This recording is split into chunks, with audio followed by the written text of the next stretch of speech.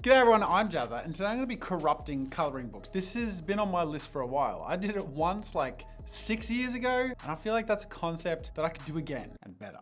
Now, I've literally had this on my video ideas list to do for the last few months, and out of nowhere, I got this package. I have just received Jackie, or Nerdy Crafter's Creatures of Darkness coloring kit. Side note, if you have all your coloring stuff that you're happy with, she actually sells the digital product of the coloring pages separately, so you can check that out. I'll link in the description to where you can get this if you're interested. I haven't seen any of these content. So what is this? Viva.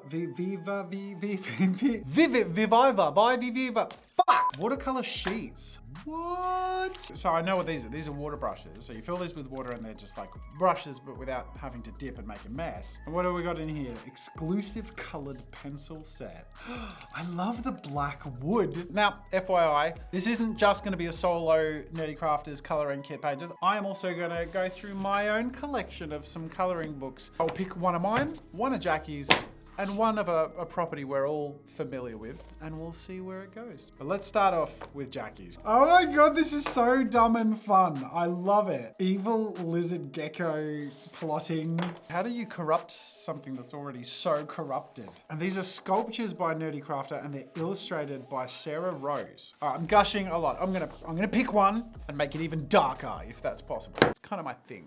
So after sifting through Jackie's awesome inclusions a bit, I found one that I thought would be pretty fun to muck around with. Already quite dark for a creature of darkness to begin with, but a really cool foundation to take to an epic scale. I mean, don't get me wrong, it's epic, but I want to add a bit of beef to this boy. And he's a bad boy.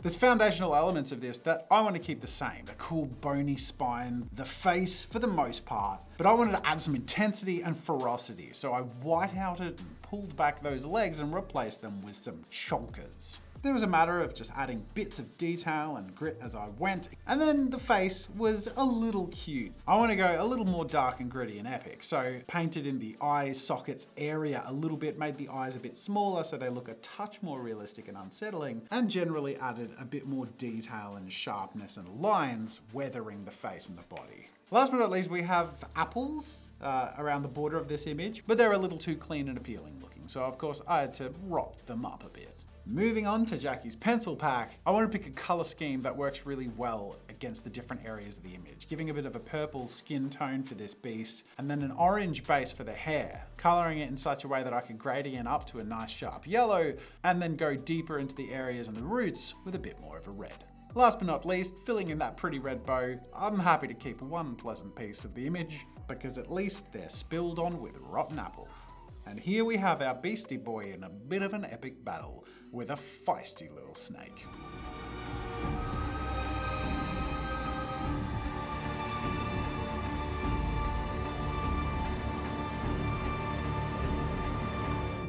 All right, next up, I wanted to corrupt one of my own pieces. And going through my pieces, I tend towards a darker aesthetic in general. So rather than leaning into that from the beginning, I started with a nicer foundation. This time with a piece of a fairy being presented a lovely flower by a tiny cherubim angel thing. First order of business, wipe that smile off that dial and get rid of those angel/bug wings to make way for something a little more demonic. Reworking the outfit, adding a tail and hooves, and of course the embellishments of the details of the crown and horns. When thinking about what to do with this little kid and the rest of the image, I could have transformed the kid, but I thought it would be sort of funner to just transform what he's holding, removing the flower entirely, and just by swapping the context, I think it can work perfectly. This little angel is holding a little Uzi instead of a flower, and he has just shot this demoness. And with my piece ready to bring to life, I went and photocopied that, but this time on watercolor paper. Now, before we get into coloring, I am going to be working with these color sheets, so let's just have a double, shall we? That is way more quick and vibrant than I expected, I'm going to be honest. And then if you just squeeze the brush, you get water out. So you can sort of soften the color naturally. All right, let's do a swatchy. Let's do some swatchies. Swatch this. I'm sorry. Oh, that is nice. Oh my God. These are like super vibrant. This is sick. God! Last but not least, we got fancy metallics. That's cool. It actually transfers the metallic and looks really nice. All right, love that. I have dabbled. It's time to dive, but I'm going to share the dive because there is someone in my studio who is, how do I put this? The most talented corrupter that I know.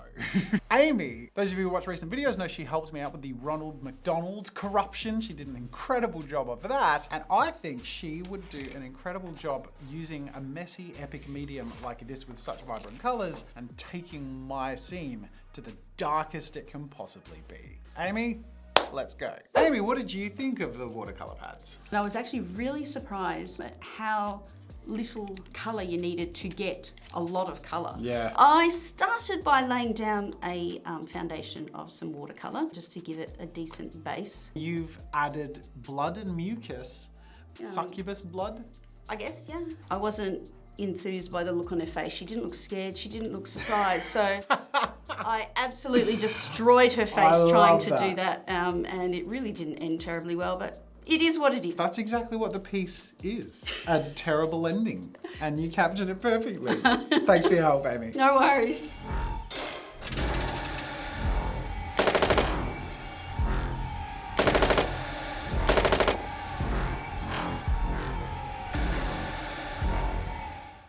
All right, last but not least, we're gonna turn it up as many notches as we can. Going through all of my epic coloring books for all ages, I kept drifting back to these Thomas Kincaid Studios coloring books. I loved the drama of this Beauty and the Beast piece. I saw a lot of opportunities to change up what's happening here. First of all, I need to reset the foundation a little bit. Just by clearing out some of the details of Belle's arms and face, I want to keep the general poses similar, but just totally recontextualize this. So I moved her left arm up a bit and had her holding onto a sword that would be piercing the heart of the beast. That's right, Beauty's back and she's mad. You think you can capture someone, hold them against their will and force them to, what, fall in love with you? No, that was an act. That was just to get you in your comfort zone so she could come back and show you who's boss. Now, Beast isn't gonna take this lightly, so having cleared his face, of course I needed to redo his expression, repose his hand a little bit rather than a gentle holding. I just made place for an index finger to be opened up so he's a little more tense, took away his lovely dress-up plait and just gave him a bit more beastly hair, and then moved on to continue to recontextualize Belle. Now, to make Belle fit into this scene, I needed to get rid of a lot of that dress, but there's a whole bunch of these folds and draping bits that hinted at something far too dark that I definitely shouldn't do. But I am. You see, they sort of reminded me of dangling intestines. So I guess this is the point at which I say, content warning, I'm about to draw intestines coming out of Belle's stomach. Because let's face it, Beast is freaking huge and he must have just taken a bite out of her. So even though she was ready for battle and could take him on, obviously, with a sword piercing through his heart, that doesn't mean she gets through unscathed. I think they both lose in this battle.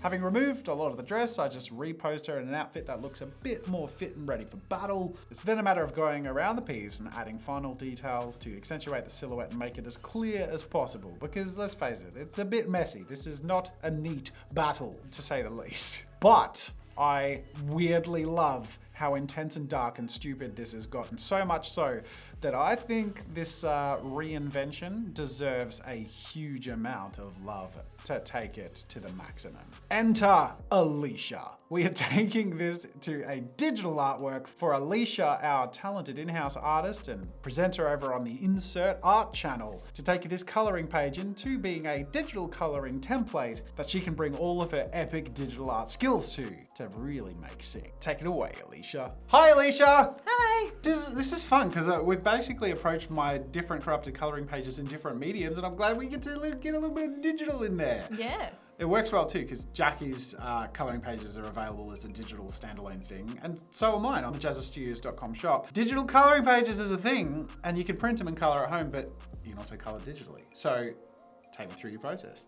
Okay, so at first I did not even realize that it was corrupted. I just thought it was a really innocent. I had to point out twice, like to two different people, they're her intestines. Yeah, so after I'd recovered from that trauma that I'd just experienced, I knew I wanted to keep their like original color palette, but I kind of just wanted to make it a little bit more dark and gloomy and a little bit more scary. I started with a really nice blue sort of moonlight color to get that really like dark nighttime feel, and then added this like vibrant red light coming from the left to rim light them. I decided to widen his eyes even more. So intense. Because they weren't shocked enough of being stabbed, you know. I also like he looks so indignant. He's like, why did you do that? But then you see the intestines. So the first thing you think is like, oh my God, why would she kill? Oh. Yeah. It's a well-earned mutual death scene, and so well colored and well done, and thank you. This is amazing. Oh, thank you. Whether you're traumatized by it or not, I think you can all agree is a beast of a coloring piece. I see what you did there.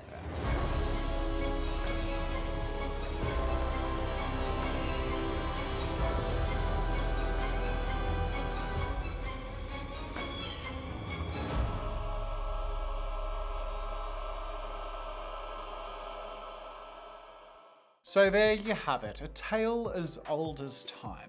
Battles to the death. Huge thank you to the artists who joined me and helped making my recreations sing. Amy and Alicia, awesome talent here in the studio.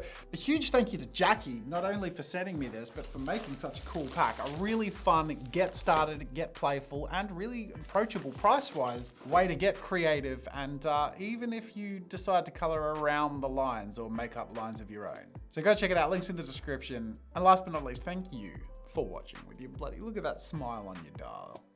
Some of you aren't smiling. All right, there we go, cool, well done. Hit the like button, subscribe if you haven't, and of course leave a comment. Let me know if you liked this and you want to see me do it again. And if so, how I can take it to the next level, because if there's anything I like, it's going too far, as you saw in this video. Thanks for watching, bye.